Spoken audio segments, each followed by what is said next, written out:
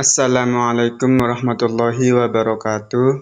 Nama saya Al-Imam Ibnu Shafiyullah, kelas A11, nomor induk mahasiswa 22811305333. Di sini saya akan menjelaskan rukun, syarat, sunnah, dan hal-hal yang membatalkan puasa guna untuk memenuhi tugas mata kuliah fikih. Yang pertama yaitu rukun puasa. Adapun rukun puasa itu ada dua. Yang pertama yaitu niat. Niat di sini dianjurkan untuk dimalamkan atau diinapkan. Jadi kita niatnya setelah sholat tarawih agar tidak kelupaan kalau niatnya sesudah sahur atau sebelum sholat subuh. Adapun niat dalam puasa Ramadan yaitu nawaitu shauma ghadin an ada'i fardhi syahri ramadhani hadhihi sanati fardhul lillahi ta'ala. Yang artinya saya berniat puasa di pagi hari besok untuk mendatangkan kefarduan bulan Ramadan lil fardu lillahi ta'ala. Adapun yang kedua yaitu menahan hal-hal yang membatalkan puasa dari munculnya fajar sampai terbenamnya matahari.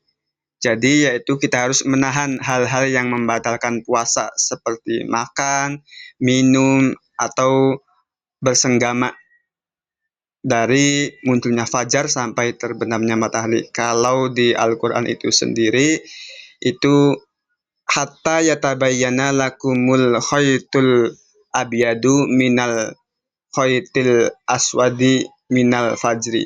Yang dimaksud lafad minal khaytul abyadi minal khaytil aswadi yaitu dari munculnya fajar sampai terbenamnya matahari. Yang kedua yaitu syarat sah puasa. Adapun syarat sah puasa itu ada 4. Yang pertama beragama Islam.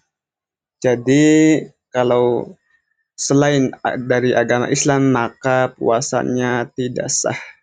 Yang kedua yaitu tamyiz atau bisa membedakan. Maksud tamyiz di sini yaitu sudah berakal dan baligh. Jadi selain dari tamyiz atau orang yang sudah berakal atau baligh maka puasanya tidak sah. Terus yang ketiga yaitu tidak haid, nifas, dan wiladah. Jadi seorang perempuan dalam keadaan suci, tidak dalam keadaan tiga tersebut. Kalau sudah kedatangan perkara tiga tersebut, maka puasanya otomatis tidak sah. Terus yang terakhir, yang keempat, yaitu waktu berpuasa memang dibolehkan untuk berpuasa.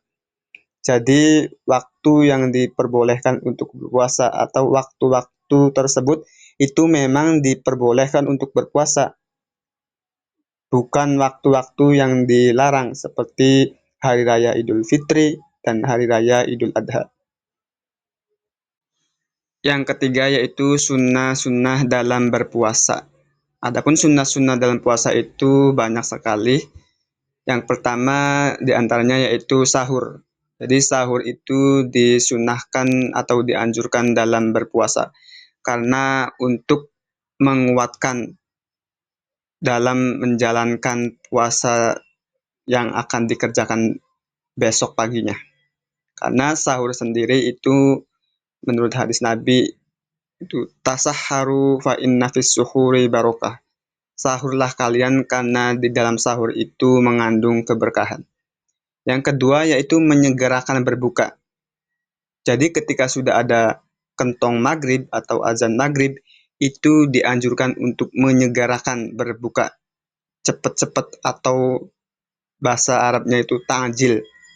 Jadi tidak boleh berlama-lama. Yang ketiga yaitu berdoa ketika berpuasa dan ketika akan berbuka. Jadi berdoa terlebih dahulu ketika akan berbuka. Adapun doa yang masyhur ketika berbuka puasa Ramadan itu Allahumma laka sumtu wa bika amantu wa ala rizqika aftartu bi rahmatika ya arhamar rahimin. Yang keempat yaitu menggunakan siwak. Jadi menggunakan siwak itu disunahkan juga. Terus yang kelima dermawan atau membagikan sebagian harta kita. Jadi disunahkan juga dermawan itu berbagi-bagi ketika dalam puasa Ramadan atau kita membagikan apa makanan di masjid atau di musola untuk berbuka kepada orang lain.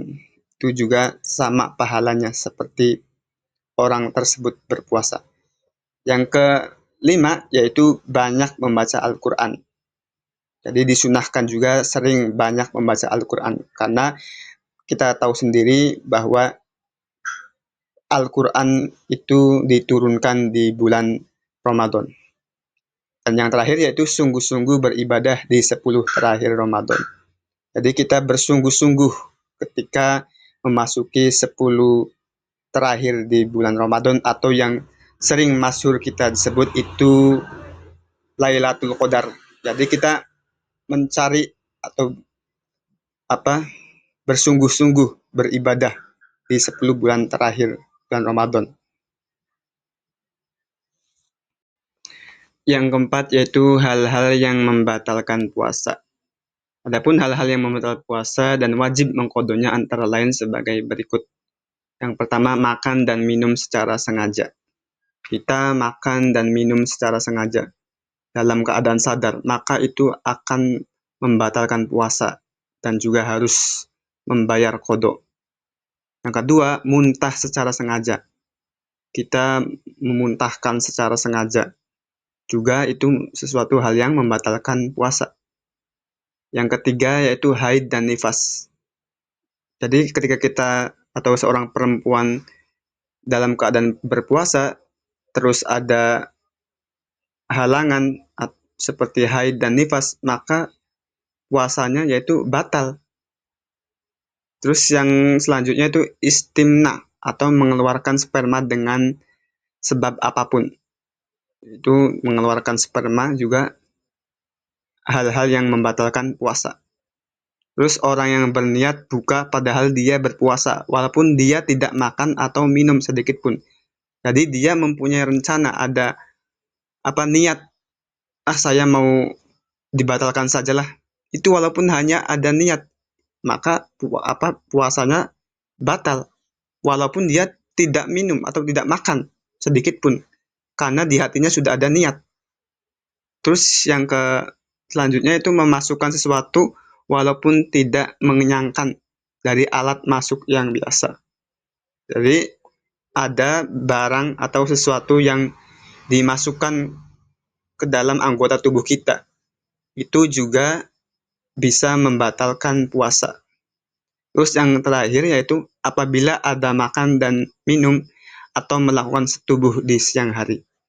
Itu sudah jelas. Apabila kita makan dan minum atau melakukan setubuh dengan sengaja di siang hari, itu sudah jelas sesuatu hal yang membatalkan puasa dan juga wajib mengkodonya.